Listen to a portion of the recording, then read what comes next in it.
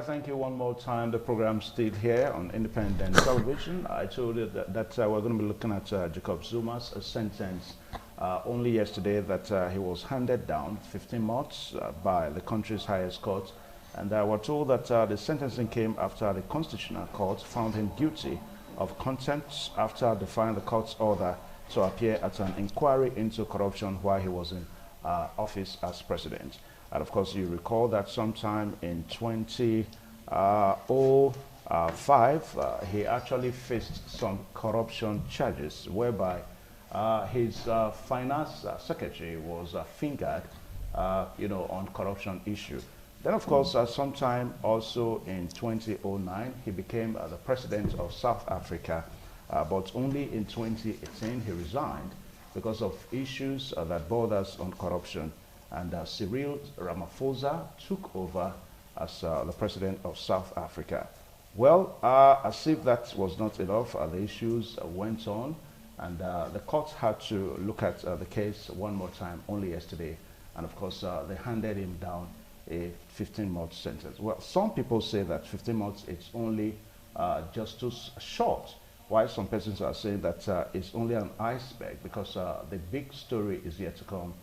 So many other corruption charges are still leveled against it. But what we're going to be doing on this platform here this morning, we're going to be looking at lessons that we can learn, talking about the sentence and all the corruption issues that have been leveled against Jacob Zuma. How will he be able to vindicate himself from it all? Well, to discuss this morning, we are so privileged to have Mr. Arese Iduwo, one-time chairman of National Youth Council Edo State and also National Youth Council Nigeria. It's been quite some time on this show. Arese Iduwo, you're welcome, sir. Thank you very much. Nice being here. You're welcome. And also we're expecting Barrister Press Agboka, who is going to be joining us via Zoom. So when we have the connection, we'll just let you see, and so that he can also say one or two things about the issue we're looking at today. You're welcome, sir, one more time. Thank you very much. Let's look at Jacob Zuma's sentence, 15 months, to looking at the whole corruption issues and all that. For some persons, they say that it's too short. What is your reaction to all this? What is too short? 15 months? 15 months? Yeah. No, that's not actually the very final judgment. I know. This 15 months is just because of the impunity, which of course was unbridled. A lesson we can draw from here, that nobody actually is above the law. And if he had maybe attended the commission's inquiry sittings, maybe he would have been able to defend himself. But he just believed, oh, as former president, why should they even invite me? And he didn't believe, because he had issues with the composition. He said he didn't trust those who were, sitting there. When he appeared the very first time and he saw them, he protested. He came the second time, he saw them, he walked away. He walked away, believing that, oh, having protested, they would either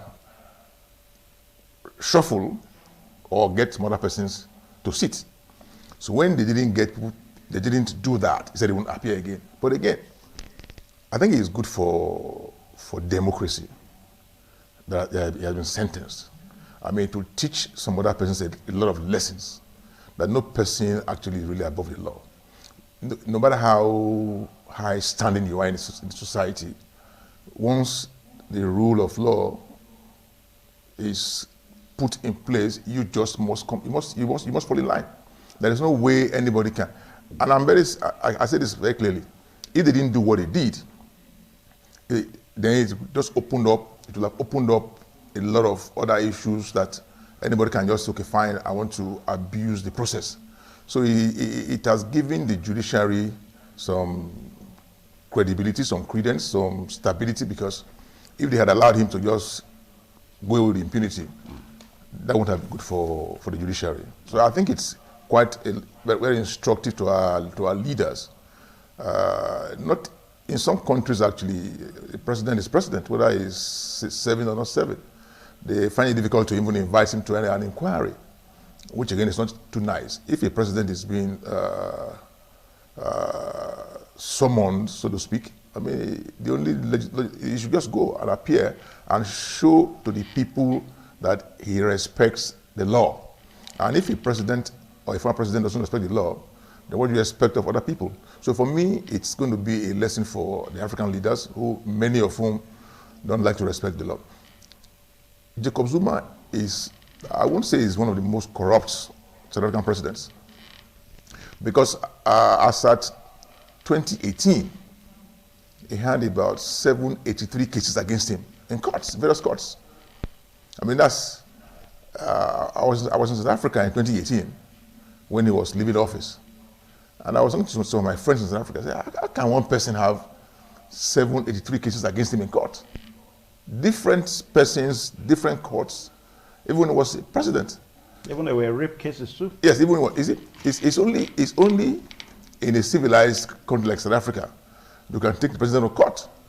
In this kind of, in some other countries, you dare not even announce that you're taking the president to court. They will not even listen to you. And as president, he had all these cases that, hanging on his neck. South Africans don't believe that he was a good president. They don't believe so, because many of them believe that, he was very corrupt, he was anti the people, he did too many things that shouldn't have been done as president. Like you said, some immoral acts and all that, which were not supposed to be. One can give it to him because I'm not speaking for him now. Some women exposed themselves to him in manners that were not too right. He took advantage of the women. He took advantage of them because I had cause to ask some of these questions. In the first place, Jacob Zuma is a very fine man. He's a very, very fine man. So women were like flocking. And the man could not control himself. He allowed himself to be loose. At that level of administration, even if the women are naked, you should avoid them. But he couldn't. He couldn't, so he became an easy prey. And these are issues that at a particular level, you must be morally separated from the ordinary people. And you must be so upright that some things must not be mentioned against you. So these are issues that, he was morally, bankrupt, so to speak. Okay. But having said all of this, at the end of the day, this 15 months correctional, issue is just for him to learn a lesson. I also hear that he can even review it. He can even review it, but let him hand himself over. Some persons are even saying to him, he should not even go. The military, the old soldiers in South Africa are saying he should not even go. That the process that, that produced the judgment was for them not fair. They're even saying they will keep protecting him. That he should not even hand himself to any police station and all that. I mean, that could cause an uproar again. Zuma, you must know, is a very popular South African. He's a very, very popular South African. One of those, I think, about the last set of persons that fought apartheid. So he's very popular. He has a lot of followership. Okay. Now, on the issue of apartheid, because I was also going through some of the issues, and some of his responses to the allegations were that apartheid forces were against him. And for some people, they probably saw him that he was being political. For most countries in the African continent, they probably see Africa as one nation that they can reckon with in terms of politics, in terms of economic development and all that. Now, how would you want to look at Jacob Zuma as an individual, as a president then, and of course as the South African nation, pari passu the whole issue of the corruption against him, and also reacting that apartheid forces were against him? He believes so, but one thing, he has not kept the legacy of the ANC, of the freedom fighters, because corruption was one of those things they fought against. For him to now be found wanting, he has breached the trust of the people. The ANC was believed to be one party that was always anti-corruption. And having been a follower of Nelson Mandela, it was believed that Nelson Mandela should have influenced him sufficiently well, but he refused to be influenced. So his actions now is a total violation of the trust of the people on him. So it's, you know, he's believing that, oh, yes, the apartheid thing, people are believing that his role in fighting apartheid, you know, they are trying to hold it against him now and fight back. But that may not be too correct. Okay. Now, you talked about some of the lessons that we can learn and for some African nations to learn from what is going on in South Africa. But let us also situate it to our own self in Nigeria here. Now, do you think it is possible for a Nigerian leader, you know, to get the kind of sentence that Jacob Zuma is to face with now? I mean, even if he's no longer in office, looking at our judicial system? I don't think that can apply to Nigeria. Looking at the videos, I mean, we've seen or we've heard cases where they invite a top notch and they will not even appear. And nothing happens. Nothing happens. I mean, it's just taken as one of those things. And it does that with some reckless abandon, and it just says, come on, why are you inviting me here? At times he even sends one lawyer to go and represent him, and he doesn't even show, you know, show appearance. So for me, it's a model now for Africa, that no matter who you are, there are some things that you must not, you must not do. If you are being summoned, you are invited, go and show up.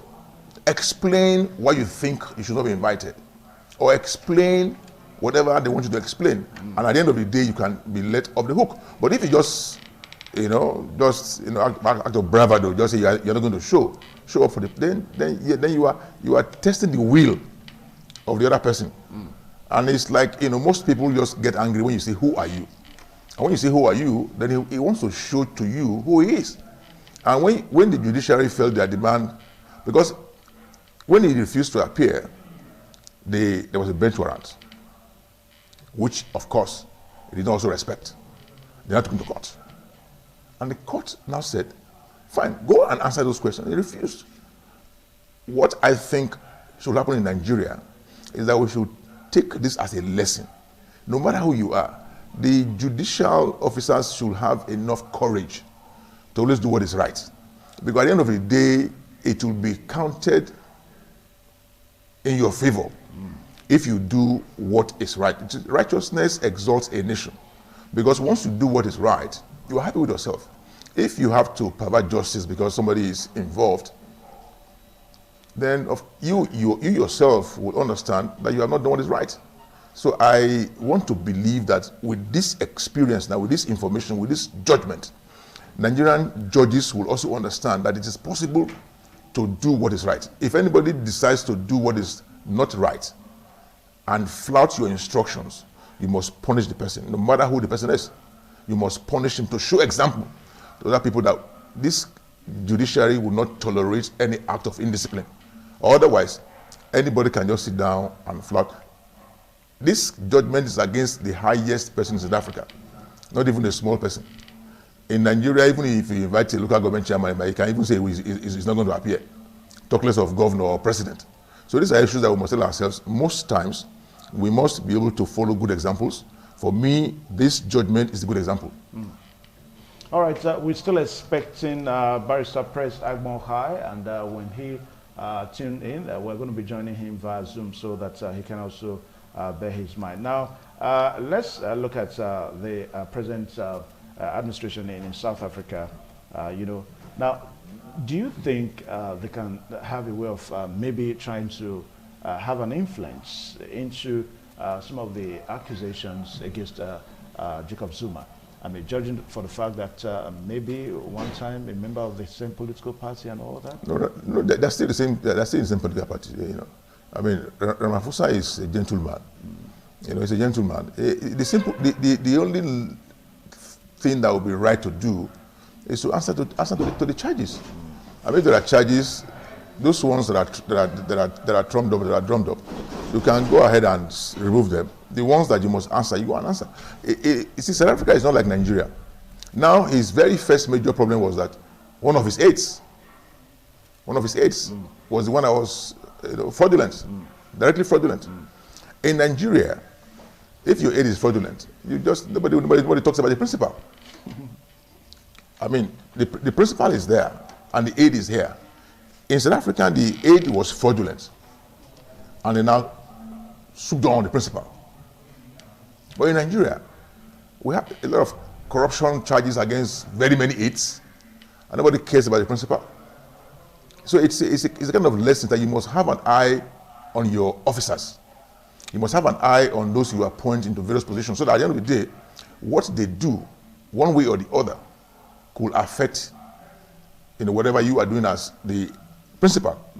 In this country, for instance, I'm sure you have read so many corruption charges. Some people have been jailed severally. Today I was hearing that one past president's wife is going to be charged to court for 5.6 billion, naira, whatever fraud that they're going to return to the federal government. I mean, these are very major fraudulent things. In some civilized climes, you soup on that and you take on the next person who should have supervised this so-called criminal. So for me, we should learn some more lessons. If you appoint people into a position of authority or of responsibility, you have a duty to also ensure that the person or persons act within the confines of your. Because I mean, if you appoint me, for instance, you have some expectations. You will expect me to behave in a particular manner, in a particular way. And if I am not doing that, and people are saying to you, this RRSA is not doing what we think you appointed him to do, I mean, the only right thing to do is to ask him to just go.